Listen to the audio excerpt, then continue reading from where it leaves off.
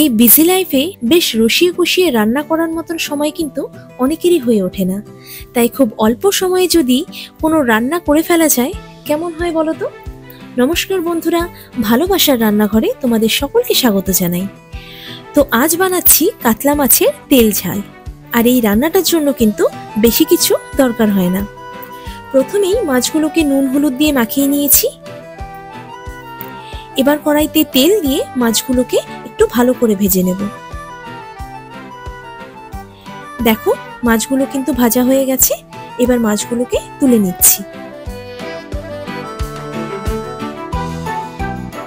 কড়াইতে আমি আরেকটু তেল দিয়ে নিচ্ছি, কারণ রান্নাটার নামই কিন্তু কাতলা মাছের তেল ঝাল।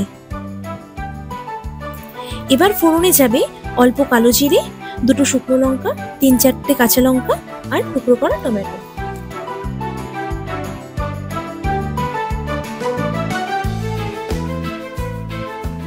স্বাদ মতো নুন।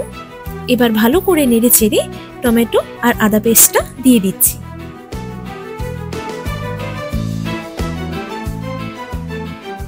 এবার হলুদ গুঁড়ো, জিরের গুঁড়ো আর কাশ্মীরি লঙ্কার গুঁড়ো দিচ্ছি।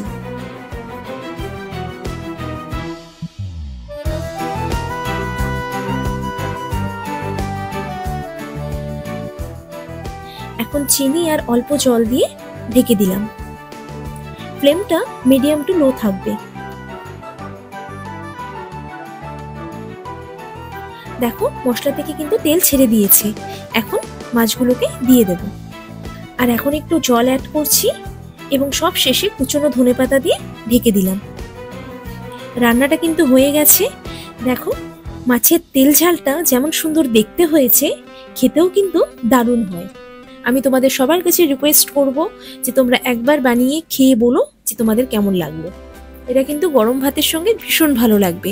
আর এই ধরনের সুন্দর সুন্দর ভিডিও পেতে চ্যানেলটিকে সাবস্ক্রাইব এবং ফলো করো অবশ্যই।